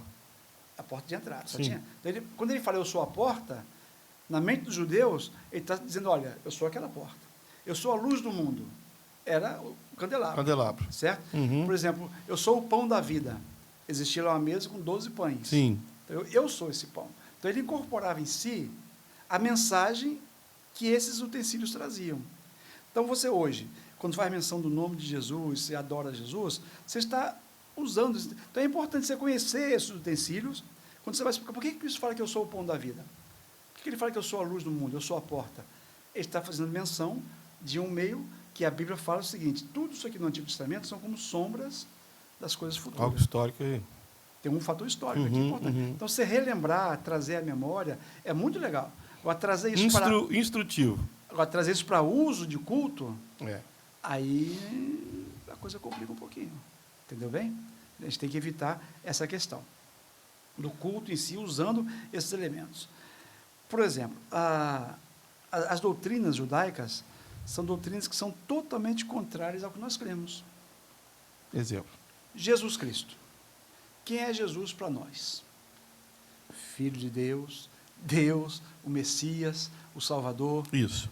Ou seja, ele é tudo em todos, né? Sem ele nada do que existe existiria. Verdade. Ele é o nosso Salvador, o nosso Senhor, o nosso Deus. Tanto é que quando ele aparece para os discípulos depois da ressurreição dele, Tomé faz a declaração, meu Deus, né? Reconhecendo. Lembra que Felipe conversa com Jesus? Jesus, mostra-nos o Pai. Felipe, eu estou com você há tanto tempo, você não me viu ainda? É. Porque Jesus e o Pai são um. Não me peça explicação sobre a Trindade agora, não. Por favor. Aí o tempo não vai dar, não. Porque a Trindade é algo que a Bíblia menciona. Não, a gente entende o que Jesus quis dizer. Uhum. Então, Jesus, para nós, poxa, ele é o máximo da revelação de Deus. Sim. E, primordialmente, ele é o Deus encarnado. Quando o anjo anunciou a Maria, o nome dele será Jesus, será Emanuel. Quer dizer, Deus conosco. Conosco. Então, esse nome de Jesus demonstra quem ele é. Deus conosco. Uhum. O judeu não aceita de forma alguma Jesus como Filho de Deus, como Messias. Alguns deles até mencionam Jesus como sendo um profeta, um ensinador que surgiu, um filósofo que surgiu, que tem história, porque Jesus não é mencionado somente na Bíblia. Uhum. Ele é mencionado em alguns livros de história dos judeus também. Uhum. Tem um historiador chamado Flávio Josefo, que ele viveu nos anos 60, depois de Cristo. Então, ele conta a história, ele menciona Jesus na história dele. E é um livro que não é da Bíblia. Sim. Ele menciona a destruição do templo no ano 70. Ele conta a história como aconteceu. Uhum. Então, ele tem um livro, são 6 ou 7 volumes hoje em português, que é a história dos judeus. E nessa ele começa desde Abraão, como se fosse uma Bíblia, parafraseada por ele. E quando chega no tempo de Jesus, ele menciona Jesus como um instrutor, um ensinador, um profeta que estava aí entre o povo, operando milagres. Tal. Então, o judeu não tem como negar a existência de Jesus. Certo. Né? Mesmo todo o Antigo Testamento revelando Jesus, por isso Cristo fala para eles, poxa, vocês leem a Bíblia de vocês e vocês não creem em mim? Se ela fala de mim? Então, são cerca de 350 profecias no Antigo Testamento que fazem menção à pessoa de Cristo. E ele cumpre com todas elas. Mas o judeu não aceita. Então, os pontos doutrinários, Deus, Jesus, Espírito Santo, salvação, perdão de pecados, eles falam o seguinte, que é impossível alguém morrer por outra pessoa. Então, a morte vicária de Cristo não é uma realidade para eles. A Bíblia fala que cada um dará conta de si diante de Deus. Aquele que pecou, a alma que pecar, essa morrerá. Então, você é responsável pelos seus pecados. Não tem essa história de você, não, eu vou crer em Jesus, meus pecados vão ser perdoados, porque ele morreu por mim. Não, ninguém morre por mim. Então, você vê que os pensamentos deles são totalmente diferentes dos nossos pensamentos. A Bíblia que eles seguem, por exemplo, que é chamado Tanakh, que é uma abreviação do Talmud, que são os 5 primeiros livros, os históricos, que são, né, os reis, crônicas, e os profetas, que são os profetas maiores e menores. Uhum. São os mesmos livros que nós temos na nossa Bíblia. Uhum. Idêntico. A Bíblia do judeu, do Antigo Testamento, só que na nossa Bíblia, nós juntamos o quê? O Novo Testamento, Sim. que é a revelação de Deus. Sim. Rapaz, como judeu, ele nem pega. Quando ele vê uma Bíblia evangélica, que ele vê o Novo Testamento junto com o Velho, ele fala que isso é uma blasfêmia. Porque você está pegando um livro santo E inserindo um livro que não é santo. Como é que vocês podem botar junto uma coisa que não é santo? Vocês estão fazendo algo muito errado. Então, quer dizer, você vê que os pensamentos são totalmente diferentes. Aí eu pergunto, tem como você caminhar junto? Por isso que os judeus, eles não veem com bons olhos a igreja usando os elementos deles. para eles, Messias ainda vai vir? O Messias vai vir, é prometido, e vai vir, vai restaurar todas as coisas, vai, né, dar a restauração de Israel, que é o mais importante. Por exemplo, você quando conversa com um messiânico, por exemplo, o judeu messiânico é esse que se converte, né, que ele passa a ser cristão. Se chama de cristão messiânico, não sei se aqui tem. Não. Não deve ter. No Rio tem, no Belo Horizonte tem. É uma denominação que se fala evangélico, mas são judeus. Então, eles mantêm toda a tradição do judaísmo, mas incluíram Jesus. Então, eles usam kippá, usam tudinho, as roupas, tudo de judeu, e falam de Jesus. Mas mesmo dentro do próprio esse segmento, judeus cristãos, que são chamados messiânicos, tem muita divergência entre eles. Uns creem numa coisa, outros, eles continuam guardando o sábado, eles continuam... por exemplo, tem muitos que não creem no Espírito Santo, mas eles falam de Jesus, eles pregam de Jesus. Por exemplo, sobre a volta de Jesus, eles pensam totalmente diferente da igreja. Quando nós pensamos da volta de Jesus, esperamos o quê? A nossa redenção. Sim. O arrebatamento, os mortos ressuscitando, indo encontrar com ele nos ares, né? Uhum. E o céu é o nosso futuro. Sim. Para eles, não. Para eles, o futuro é Israel. Vai todo mundo ressuscitar, todo mundo ser arrebatado e transferido para morar em Israel para sempre. Não tem essa história de céu. Você fica esperando o céu para quê? Uhum. Então, você vê que são pensamentos bem divergentes. Uhum. Então, quando a gente vê essas questões, aí eu fico pensando, por isso surgiu essa necessidade do livro. Como que eu vou ser cristão, adorar a Deus, seguir a Deus, usando utensílios que não, de uma religião que não crê em Deus conforme eu creio? Eles existiram na nossa história cristã, mas não se usa mais hoje dentro da nossa liturgia. Não, totalmente diferente. Então, é muito sério essa questão, porque você não pode misturar as coisas. Você pode entender, estudar. Agora, usar isso para fazer... Senão, você vai cair no sacrifício. Eu tenho que fazer um sacrifício para ter perdão dos meus pecados. E o nosso sacrifício é Jesus. Tá? Sim. Então, o livro vai cobrindo toda essa área, todas as diferenças de doutrinárias, os costumes, as diferenças dentro do judaísmo que aconteceu, as mudanças que aconteceram. Por exemplo, você quando lê o Novo Testamento, aconteceu todinho dentro de Israel. Jesus, por exemplo, ele saiu uma vez. Chega mais pertinho. Ele saiu uma vez de Israel, ele foi a Tiro, onde ele curou a mulher Ciro-Fenícia, lembra? Sim. A mulher que clamou ele. Foi a única vez que ele foi no norte de Israel e atravessou a fronteira. Todo o restante da vida de Jesus foi dentro de Israel. Mas você quando lê, por exemplo, a história de Israel no tempo de Jesus, você vê Galileia, Judeia, Samaria. Sim. Você não vê nada disso no Antigo Testamento. Não. Lá você vê as 12 tribos, as terras das 12 tribos. Sim. Então, essas diferenças, você tem que conhecer o Antigo Testamento, conhecer quando que foram inseridas essas mudanças. Por exemplo, você vai ler no Novo Testamento, você vai ver fariseu, saduceu, herodianos, você vê sacerdotes, né, levitas. Muitas coisas dessas não tem no Antigo Testamento, só no Novo. Uhum. Então, quando é que começou essa diferença? São as mudanças que o judaísmo foi sofrendo durante a história. E a história do judaísmo hoje é totalmente diferente da época de Jesus. Hoje tem judeu, por exemplo, eu conheço judeus hoje que não crê nem em Deus. Eu conheci um que eu falava sobre Deus com ele, ele batia no bolso assim, tirava um patacão de dinheiro e falava, meu Deus está aqui, ó, esse é meu Deus. Um judeu. E judeu. Aí eu assim, sabendo que ele guardava um sábado, Uhum. eu falava com ele assim, vamos nos encontrar sábado então para acertar isso assim? Não, sábado não. Sábado eu não trabalho não. Sábado é sagrado. Uhum. Ué, sagrado para quê? Para quem? Se ele não crê Você não naquele crê, que instituiu o sábado. É estranho, né? É estranho. Aí eu te pergunto, o que a ver tem a igreja usar de tudo isso aí? Para que a igreja vai usar essas coisas? E tem no final do livro uma questão muito séria que eu menciono, que é a chamada Cabala. Você ouviu falar de Cabala? Uhum. Alguns falam Cabalá, Uhum. outros falam Cabala. A Cabala judaica, na verdade, é algo muito místico entre o judeu. Uhum. É muito comum eu já vou em algumas sinagogas lá, eles anunciam, semana que vem vamos ter aqui um rabino cabalista. É um rabino que segue a Cabala. A Cabala é um problema sério, porque a Cabala ela é o espiritismo judaico. Dentro do judaísmo tem essa parte da Cabala, e eles creem em reencarnação, eles creem em contato de mediunidade, contato com os mortos, eles creem que você pode comprar, por exemplo, uma estrela, botar seu nome numa estrela, você vai lá, paga uma quantia, aquela estrela é sua, você botou seu nome nela, então você está garantido.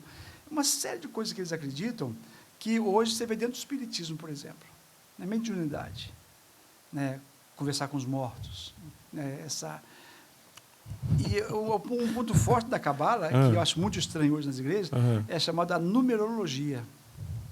Eles chamam de gematria, ou gematria. Né? A gematria é a união das letras. Cada letra do alfabeto hebraico corresponde a um número. Uhum. O Aleph, o Bet, Gama. Cada um tem um número, 1, 2, 3, 4. Eu menciono esses números aqui no livro. Não vou falar, senão vocês não vão comprar o livro, né? Sim. Deixa.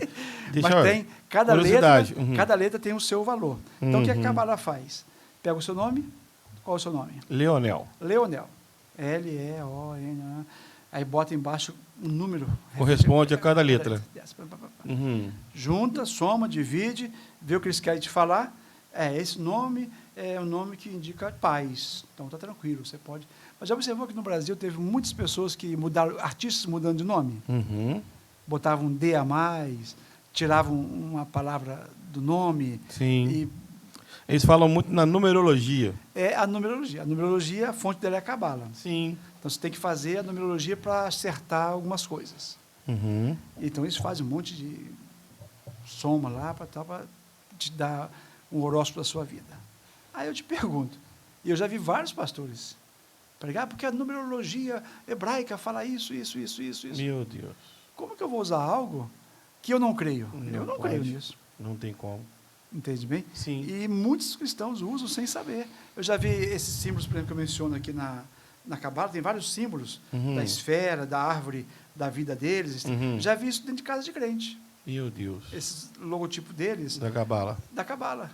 Por quê? Porque o cristão não sabe. O problema dos símbolos, Uhum. vou ver se eu vou satisfazer a sua curiosidade, que todo símbolo tem uma mensagem. Sim. Todo símbolo tem Com uma mensagem. certeza. Uhum. Se eu uso tem um símbolo, eu menciono esse símbolo no livro, porque ele já é liberado, né? Aquele do Yin e Yang, que é uma bola preta e branca. Branca, uma bolinha preta e branca por dentro. Uhum. Na parte branca tem uma bolinha preta. Isso. Na parte preta tem uma bolinha branca. Isso. Quer dizer o quê? Eles falam que é o equilíbrio. É. O mal não é completamente mal. E o bem não é completamente bem. No mal tem uma pontinha de bom e no bem tem uma pontinha de mal. Uhum. A minha Bíblia fala que Deus é luz, não há nele trevas alguma. Exatamente. Aí eu vou perguntar para você. Cabe eu usar esse símbolo numa camisa? Ou Vou tatuar no meu... Tatuar no meu braço? acabar... Vai ficar bem esse símbolo? Não. Porque esse símbolo tem uma mensagem. É verdade. Traz uma mensagem. Principalmente quem usa essa questão de tatuagem, tem que tomar cuidado com esses... Ixi, muito. Cada símbolo... Aí eu vou voltar nos símbolos judaicos. Quando eu uso o símbolo judaico, eu uso uma torá, uma arca, um shofar, eu estou expressando o quê? O ensino que aquele símbolo traz. Doutrinariamente falando, aqueles símbolos não quer dizer nada com a doutrina que eu creio. Certo? Quer dizer nada. Então, para que eu vou usar um símbolo que prega uma outra mensagem que eu não creio? Não pode, não. Aí não. A gente tem que viver Então, com o que a gente prega. tem muitos pastores usando hoje sem saber essas coisas. Por isso que o pastor Abraão falou, Nélio, você tem que escrever esse livro. Tem muitos pastores que estão usando esses símbolos sem saber a importância deles. Seria o quê? Um analfabetismo teológico, pastor? Isso ofende, né? Hã? Isso ofende as pessoas. Mas seria uma falta, talvez, de cultura, Uhum. uma falta de prestar atenção. Uhum. Sempre lembrando, o símbolo traz uma mensagem. Se eu boto na minha igreja um símbolo judeu, alguém vai entrar na igreja e vai, isso aqui é uma sinagoga ou é uma igreja? Sim. O que isso aqui é? Um símbolo cristão, por exemplo. Os dois símbolos cristãos que mais definem nós é a cruz e o peixinho, né? Esse Sim. peixinho que as pessoas gostam do peixinho. Uhum. Que antigamente dizem que você, na perseguição, um chegava, fazia um risco no chão, aí você era cristão e eu completava com o risco, completava o peixinho e identificava como cristão. Uhum. E a cruz, que é o nosso símbolo que identifica desde a antiguidade. A cruz vazia. Né? Se você mostra, quando alguém olha para você, usando um cordãozinho com uma cruz, vão logo te identificar como um cristão. Um cristão. O católico, o evangélico, Sim, é um cristão. um dos dois é. É. Agora, se alguém te vê usando uma menorá, usando uma arca pendurada aqui, Não tem jeito. você é o quê, afinal de contas? Porque esses símbolos são símbolos de uma religião que não tem as mesmas doutrinas nossas. A nossa igreja temos o pastor e no judaísmo temos o rabino. O rabino. O rabino, e tem um rabino mestre que seria o sumo sacerdote, né? O rabino chefe. Todas as regiões têm um rabino que é o chefe. E aí, o Brasil também tem também. E tem os rabinos que são os instrutores, os mestres que ensinam. Mas tudo isso aí já é uma mudança dentro do judaísmo. No tempo de Moisés não tinha esses rabinos. Esses rabinos passaram a surgir a partir que eles foram para a Babilônia, não tinha mais o templo, alguém tinha que ensinar para eles as leis. Esdras era um rabino, Neemias, eles ensinavam a lei para o povo. E no tempo de Jesus, esses rabinos ocupavam um cargo especial, né, porque eles viviam do dinheiro do povo, eles determinavam, né, as coisas, ensinavam as coisas. E dentro do judaísmo, mesmo eles tendo a Bíblia, que é o Antigo Testamento deles, eles têm 2 livros a mais, que é muito importante, que é o Talmud e a Kishma, não me lembro o nome exato. O Talmud, ele foi escrito, começou a ser escrito 300 anos antes de Cristo e terminou 100 depois de Cristo. Esse Talmud é todos os ensinos dos rabinos. Por exemplo, eles estão lendo uma coisa na lei, aí não entenderam. Essa lei quer dizer o quê? Aí se reuniam, não, essa lei quer dizer isso, isso, isso. Aí, então, escrevia no Talmud, era um livro que explicava a lei. Então, o Talmud é para auxiliar no entendimento da lei. Sim. E hoje eles têm esse Talmud, eu tenho esse Talmud em casa também, eles têm esse Talmud quase que equiparado à Torá. Não é sagrado, não é inspirado só a Torá. Mas o Talmud explica a Torá, esses ensinos deles. São as famosas tradições judaicas que Cristo falou várias vezes. Vocês, com as vossas tradições, anulam a lei de Cristo. Então, eles tinham tradições desse Talmud, no tempo de que já existia ele, Sim. e eles usavam essas tradições para anular. E Cristo até fala sobre uma tradição que eles tinham, por exemplo, de uma palavra que não é muito explicada, por exemplo, honra teu pai e tua mãe, era uma obrigação. Sim. Né? Mas um filho não honrou o pai e a mãe, porque o pai e a mãe estavam precisando de um dinheiro. E o filho não deu o dinheiro para ajudar o pai e a mãe, está desonrando, não está? Sim. Mas eles falavam, não, porque o dinheiro que eu tenho é corbã, uma expressão do Antigo Testamento. Uhum. O que é isso? Corbã. Então, eles não podiam pegar do corbã, que era o dinheiro. O corbã, na verdade, era um depósito, eles vendiam isso aqui por 1 milhão. Aí pegava esse dinheiro para não dar para os pais, não dar herança para ninguém, não ajudar outra pessoa, pegava esse dinheiro e depositava no templo, porque o templo funcionava como se fosse um banco. Uhum. Ao redor do templo tinha a casa do tesouro. Por isso que a Bíblia fala, trazer o dízimo à casa do tesouro. Lembra? Lembro. Porque eles traziam o dízimo para esse local, Sim. que era onde ficava. Então, eles pegavam o dinheiro que eles tinham, que deveria ajudar o próximo, ajudar a mãe, o pai e a mãe, não honrava o pai e a mãe, botava num depósito. A juro lá, será quanto por cento. Uhum. E aquele depósito virava corbã. Então, eu não posso ajudar, não estou desonrando, porque o que eu tenho é corbã. Eu não posso mexer. Não posso mexer. Entendeu? Está investido lá. Isso é a tradição que eles criaram para poder negar uma ajuda para o pai e a mãe. Então, Cristo fala, com as vossas tradições, vocês anulam. Aí, com o passar do tempo, eles criaram a Mishma, que a Mishma, então, o Talmud explica a Torá, Uhum. e a Mishma explica o Talmud. Meu Deus do céu. Então, dizem que onde tiver 5 judeus discutindo uma questão, vai ter 6 opiniões diferentes. É. Eu tinha um professor da época, eu tinha um professor dessa tradição judaica, ele falou que uma vez eles estavam discutindo se, quando a galinha bota um ovo no sábado, podemos comer esse ovo ou não? Porque a galinha trabalhou no sábado. E aí, come o ovo ou não come? Ou joga o ovo fora? E aí? Não tem acordo. Não. Tem acordo. Esse professor falou que uma vez eles estavam num retiro e eles não podem acender fogo no sábado. Oh. Então, eles cozinham tudo na sexta-feira. Uhum. Em Israel, por exemplo, quando você vai lá no sábado, os elevadores, tem 2 elevadores, um do judeu, um dos turistas. Certo. Então, o elevador do judeu, no sábado, ele é programado, tem 20 andares. Ele vem do 20 para no 19, 18, 17, ele vem parando um por um, Uhum. sem eles apertarem. Sem apertar. Porque eles não podem apertar o botão. Certo. Aí eu estava numa época lá, eu entrei nesse elevador errado. Eu Teve que estava no esperar. 15º andar. Esperou ele parar e abrir os 15. Vai lá, vai abrir. Ai, Jesus. Aí que não entra nesse, entra naquele, porque esse aí é deles. Então, eles não podem trabalhar, não pode, eles não dirigem no sábado.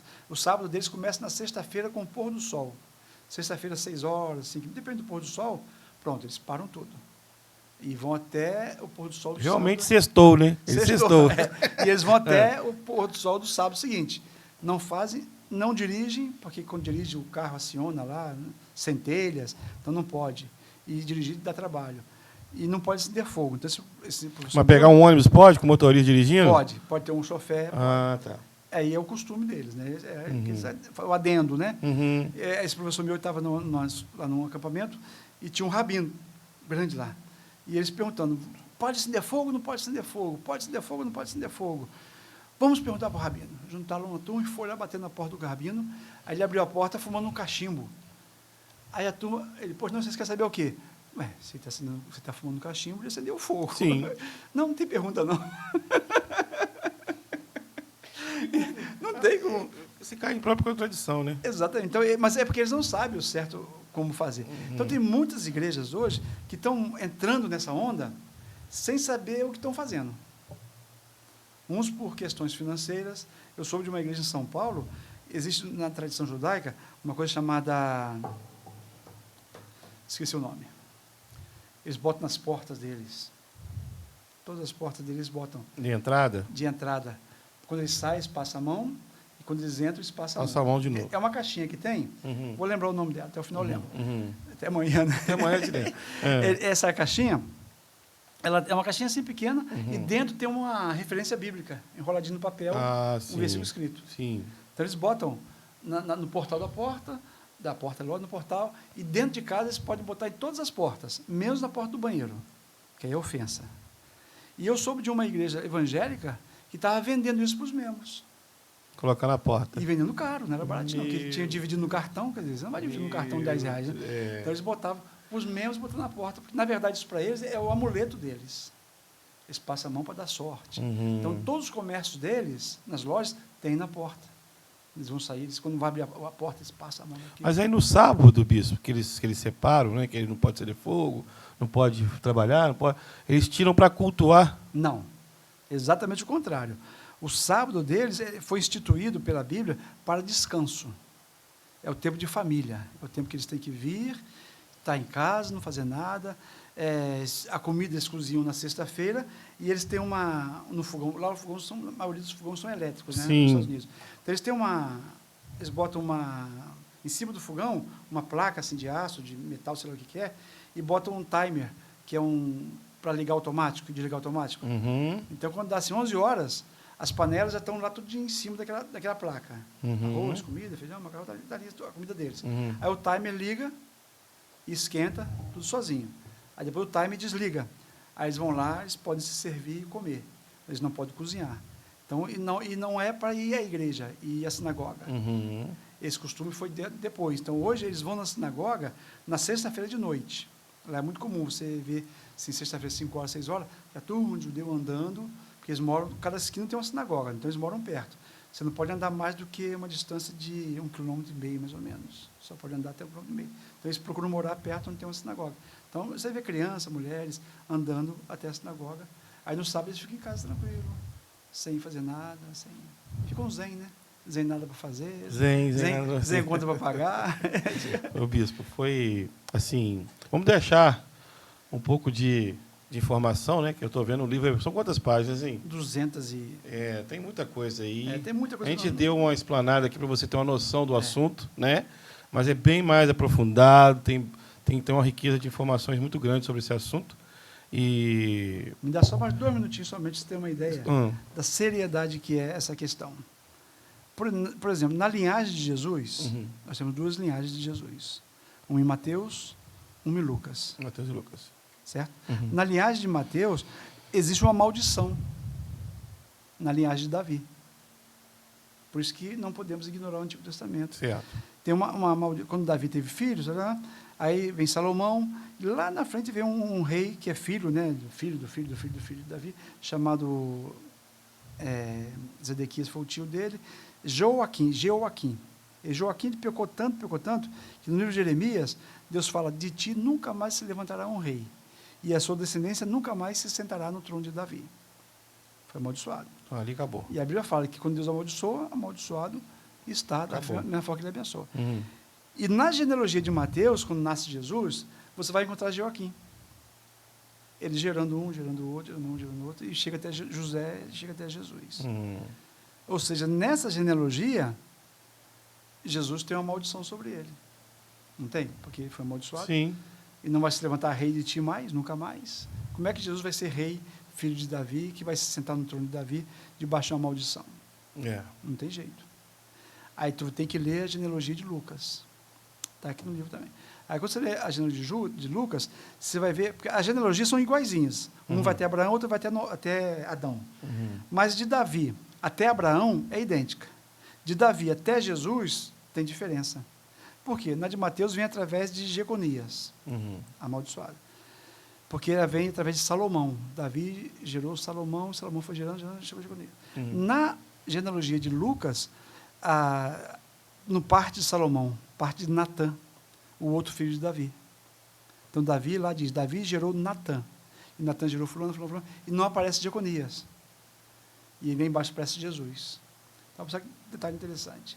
Deus preservou a maldição, através de Jeconias, Jesus não pode ser rei de Israel, de forma alguma. E, ao mesmo tempo, ele preservou a pureza de Jesus, vindo através de Natã. De que maneira? Lembra que as genealogias, os filhos tinham 2 genealogias, da mãe e do pai. Certo. A de Mateus, todos os teólogos concordam, que é a genealogia de José. Então, José está amaldiçoado, por causa de Jeconias. A genealogia de Lucas, vem através de Natã, não tem maldição, e vem até Jesus. Não tem maldição. Lembra que José não participou do nascimento de Jesus. Uhum. Então, a genética amaldiçoada de José não está em Jesus. Não está. Porque ele foi gerado pelo Espírito Santo. Sim. Então, observa uma coisa. Deus preservou a maldição e, ao mesmo tempo, preservou a pureza de Jesus. Sim. Não deixando José participar do nascimento dele. Então, ele não tem maldição, por quê? Porque ele não tem genética de José. Genética de José. Os demais irmãos que nasceram depois é tudo no sal, porque nasceram debaixo dessa maldição. Debaixo dessa maldição. Agora, Jesus não. Então, esses detalhes é interessante a gente prestar no livro, são detalhes que enriquecem. São coisas que alguém pode perguntar, mas por que tem isso aqui? Aí o livro vai explicando. Aí tem muito mais coisas aí bonitas aí. As pessoas que estão nos assistindo, adquirir de que forma esse livro, bispo? Hoje está no amazon.com.br, né? Está lá propaganda, pode ser tanto impresso ou somente lendo online, né? Uhum. Pelo Kindle, que fala aqui, né? Isso. Pelo Kindle. E talvez vamos estar aí algumas Ele está no formato e-book, no caso. É no e-book. Uhum. E vamos ver, eu recebi esse livro semana passada, que foi impresso aqui no Brasil, eu cheguei semana passada, então eu estou uma semana com ele, né, observando, né, se tem algum defeito, alguma coisa. Então a gente vai tentar distribuir agora em livrarias e tudo mais, algumas igrejas também que quiserem distribuir. Vamos estar. Você de Itaperuna, pode entrar em contato com a gente aqui na Igreja Internacional Ágape, vai ter na nossa secretaria os exemplares disponíveis, tá? Você pode vir nos nossos cultos, que é terça-noite, quinta-noite e domingo-à-noite, desculpe, ou procurar direto na secretaria da igreja, vai estar disponível aqui para você adquirir o livro do Bispo Neles, Judaísmo ou Cristianismo. Se for possível, põe o link depois embaixo Tudo bem, do Amazon.com. sem problema, sem problema. Né? Coloco sim. Na propaganda tem, eu acho, o link. Daquela do vídeo, né? Que vai passar aqui depois do programa. Exato. Sem problema. Bispo, mais alguma coisa que eu quer dizer? Quer deixar algum recado, alguma palavra para a Igreja de Itaperuna? Não, a Igreja de Itaperuna está em ascensão, né? Eu creio que muito em breve esse local aqui vai ficar pequeno para o número de pessoas que o Senhor estará juntando, trazendo, acrescentando, né? A igreja que é o Senhor quem acrescenta, né? Sim. Desde o livro de Atos, o Senhor acrescentava dia após dia as pessoas. E nós queremos todos aqueles que se juntam porque pensam da mesma maneira, desejam a mesma coisa, e assim vamos crescendo na graça e no conhecimento do Senhor. E a igreja de Itaperuna não vai ser uma exceção das demais igrejas, vão estar crescendo debaixo dessa unção, dessa graça do Senhor, em nome de Jesus. A nossa igreja lá na Flórida fica exatamente aonde? Fica no sul da Flórida, na cidade de Pompano Beach, perto de Miami. Perto de Miami. Próximo de Miami. Os cultos lá são quais dias da semana, bispo? São quarta-feira à noite e domingo pela manhã. Quarta-feira à noite e domingo pela manhã. Nós não estamos transmitindo agora, por uma questão, transmitimos durante a pandemia, né? Depois nós paramos por questões técnicas, mas talvez em breve vamos estar... Pelo Instagram você acha aí Ágape Church? Acha. Né? Ágape Church. Tem o Neles de Lima também no Instagram. Neles de Lima. Facebook. Isso aí. Tem propagandas do livro lá, tem como adquirir também. Também, isso aí.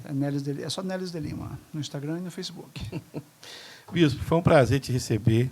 Obrigado por ter disponibilizado um tempo para estar com a gente aqui. E volta para os Estados Unidos quando? Sexta-feira. Sexta-feira agora. Fica mais uma semaninha aqui. Mais uma semana, se E Deus quiser. Vai correr mais algumas cidades aí. Vamos até Piúma. Piúma. Vamos estar voltando, Macaé também, vamos estar dando sequência ao trabalho. Né? Tá certo. Graças a Deus por isso. Bom, obrigadão mais uma vez. Eu que agradeço. A gente fica muito feliz de estar estreando o estúdio reformado com a presença do senhor aqui. Tá? Como o pastor falou, você vai estrear com chave de ouro, hein? Falei, tá certo. eu que me sinto honrado. Avisar para os nossos amigos que nos acompanham, que ainda não está totalmente pronto, a gente está terminando, faltam os enfeites ainda para acabar de ornamentar, mas estamos aí no processo, no trabalho, para ficar tudo agradável para você que nos assiste, né? Receber da melhor forma possível. Até a semana que vem, segunda-feira que vem, nós vamos ter outro convidado, um outro testemunho, e deixa Deus usar quem estiver aqui. Tá bom? Bispo, obrigado. Muito obrigado a você. Tá bom? Pessoal, até a próxima segunda-feira e Deus abençoe vocês.